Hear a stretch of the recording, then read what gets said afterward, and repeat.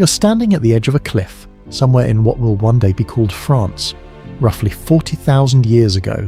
You're cold, you're hungry, you're not thinking about legacy or empire or the shape of civilization.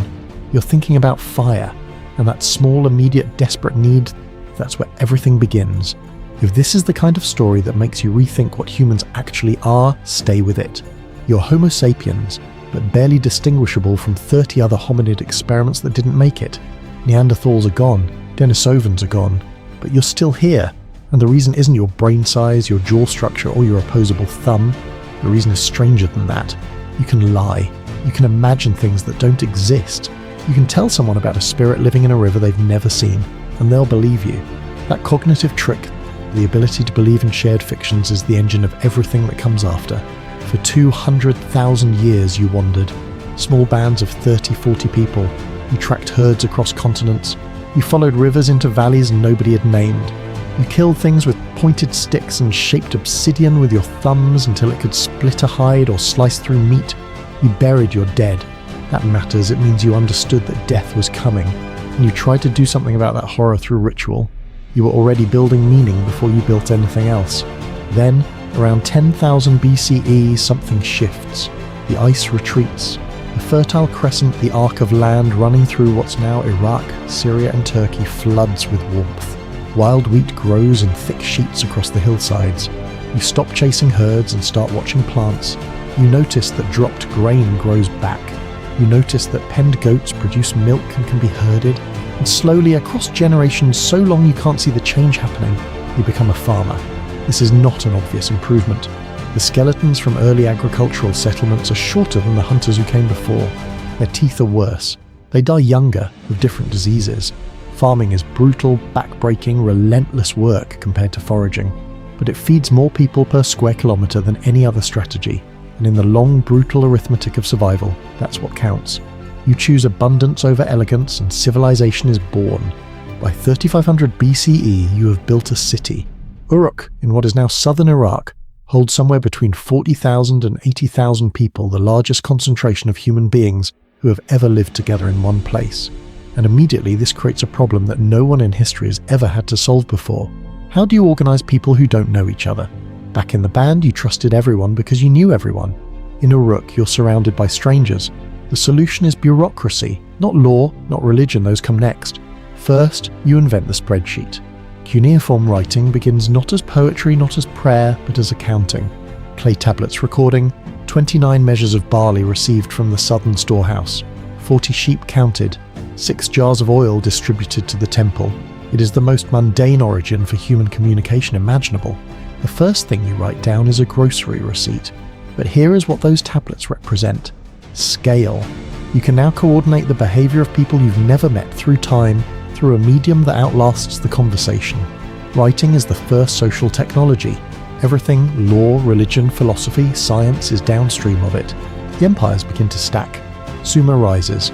Then Akkad absorbs it, around 2334 BCE, under a man named Sargon, who claims to be the first person to build a real multi-ethnic empire, a state that rules by force and administration over people of different languages and customs. He holds it together for 56 years. His empire collapses roughly 150 years after his death, but the pattern is established. You know how to build an empire now. You know it requires a standing army, tax collection, standardized weights and measures, a language of administration, and a story about divine right. These components will be assembled and reassembled for the next 5,000 years. Egypt figures out the story especially well. You're standing on the bank of the Nile in 2700 BCE. The river floods on schedule every year, deposits rich black silt across the fields, retreats. The pattern is so reliable that it looks like a god's deliberate gift. And so you build a god, or a man-god, a pharaoh who embodies the cosmic order, whose continued health ensures the flood will come, whose burial must be magnificent enough to secure his place in the afterlife, and thus your continued survival.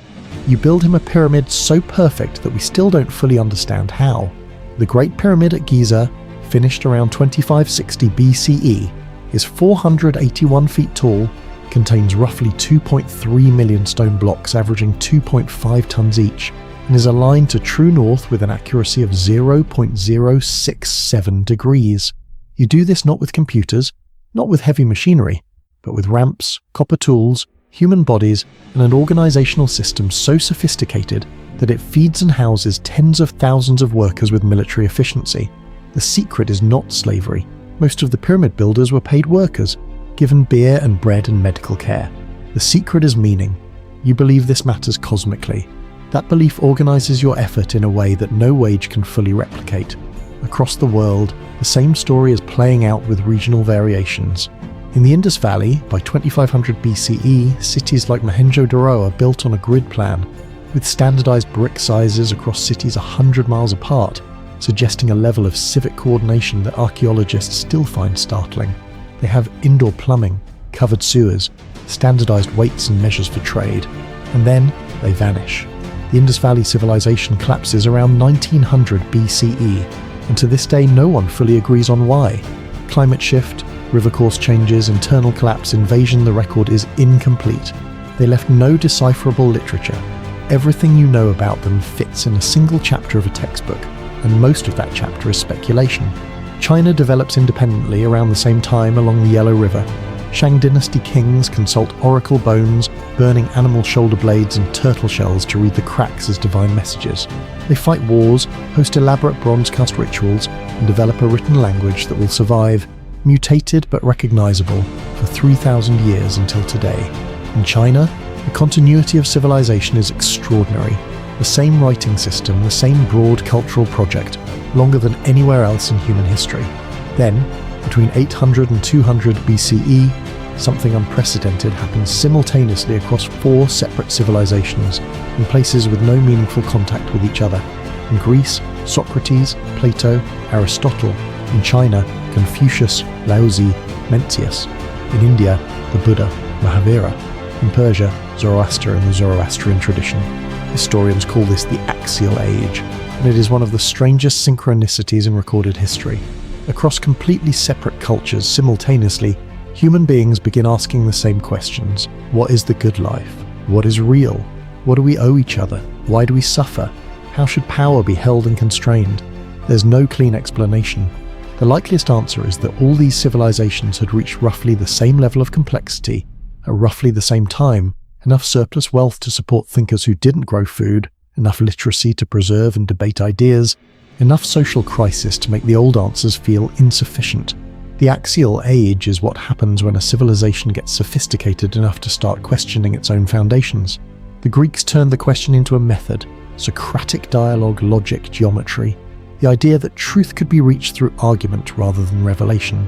This is the DNA of Western rationalism. It infects everything. Alexander the Great carries Greek ideas at sword point across an area of 2 million square miles between 334 and 323 BCE. He dies at 32. His empire fragments immediately, but the Greek language, Greek philosophy, Greek architecture, these persist. The Hellenistic world is a crucible where Greek rationalism meets Persian mysticism, meets Egyptian religion, meets Indian thought. And what comes out is something stranger and richer than any of its inputs. Rome inherits the project. You're a Roman citizen in 100 CE, and you live in a city of roughly 1 million people. The water you drink comes from an aqueduct stretching 57 miles, engineered to drop exactly 1 foot every mile to maintain pressure. Your bread is subsidized by the state. You can watch chariot races at the Circus Maximus, which seats 250,000 people, the largest sporting venue in human history, until the 20th century.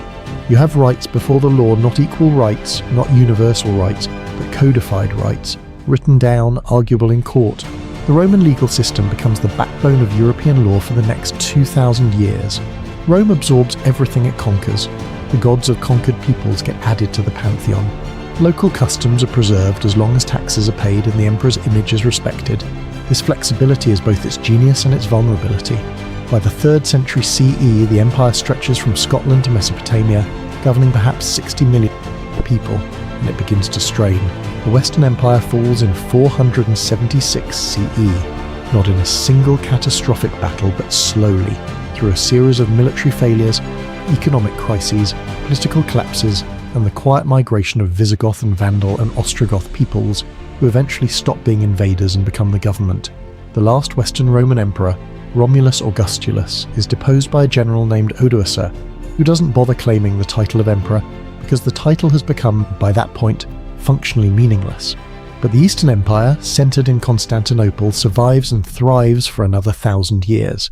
The Byzantine Empire preserves Roman law, Greek philosophy, and Christian theology in a preservation jar called Constantinople, and when it finally falls to the Ottomans in 1453, the scholars fleeing west will carry Greek and Roman texts directly into the hands of the Italian Renaissance. Meanwhile, in the 7th century CE, a merchant in Mecca receives what he understands as divine revelation. Muhammad's teachings will produce, within 100 years of his death, one of the fastest expanding civilizations in human history. The Islamic Golden Age, roughly 800 to 1200 CE, is when much of the ancient knowledge you know today was preserved and extended. Arab scholars translate, correct, and expand upon Aristotle. They invent algebra, formalize optics, develop early versions of the scientific method, build hospitals with specialized wards, map the stars with precision. The number system you use right now, including 0, comes through Arabic transmission of Indian mathematics. This era doesn't receive the attention it deserves in Western curricula, but the intellectual debt is enormous. The Black Death arrives in Europe in 1347. By 1353, it has killed between 30 and 60% of Europe's population, somewhere between 25 million and 50 million people. In some cities, 2/3 die within months. The plague is so catastrophic, so incomprehensible within the existing theological framework, that it breaks the Church's explanatory monopoly. When 1/3 of the clergy die, and the Church's answer is that God's will is inscrutable, people start looking for other answers. What follows is the Renaissance, then the Reformation, then the Scientific Revolution, each one a crack in the authority of received knowledge. By the time Newton publishes his Principia in 1687, you have a civilization that has decided, collectively, that the universe operates according to discoverable laws, and that human reason is capable of discovering them. That decision changes everything. The Industrial Revolution, beginning around 1760 in England, is perhaps the single greatest discontinuity in human economic history since the Agricultural Revolution. For all of recorded civilization, economic growth was essentially 0 per capita populations grew, but individuals were no richer than their ancestors had been thousands of years before. Then, within a human lifetime, that changes. Steam power, mechanized weaving, coal, iron, railroads, and suddenly, for the first time in history, the material conditions of ordinary people begin to improve measurably decade by decade. It also produces horrors. Children work 14-hour days in coal mines. Factory towns are wrapped in toxic air. Colonialism metastasizes into industrial extraction. The wealth of India, Africa, and the Americas systematically funneled into European industrialization. The British East India Company, at its peak, commands a private army of 260,000 soldiers and controls a territory of 70 million people. The transatlantic slave trade forces roughly 12.5 million Africans onto ships, of whom approximately 2 million die crossing the Atlantic, the remainder enslaved to produce the sugar and cotton and tobacco that funds European modernity. The 20th century attempts to reckon with all of this and mostly fails. 2 world wars, killing somewhere between 70 and 85 million people, the Holocaust, the gulags, Hiroshima, the Cold War, during which you build enough nuclear warheads to end all complex life on Earth, and then you spend 45 years daring each other to use them. Somehow, you don't. Whether that's wisdom, luck, or cowardice is a question historians will argue about as long as there are historians. But also, the elimination of smallpox, which had killed perhaps 300 million people in the 20th century alone, declared eradicated in 1980. The Green Revolution feeding billions who would otherwise have starved. The mapping of the human genome, the internet. Vaccines for polio, measles, tetanus, hepatitis. Global infant mortality falling from roughly 200 deaths per 1,000 births in 1900 to under 30 per 1,000 today. You are the result of every compromise, every cruelty, every brilliant insight, every catastrophic failure, every story someone once told about a spirit living in a river. You carry all of it. That's not metaphor. That's genetics, culture, language, and the slow accumulation of every institution, every norm, every technology you didn't build but inherited, and will pass forward, slightly altered, whether you mean to or not. 40,000 years ago you were cold. You were thinking about fire. You still are.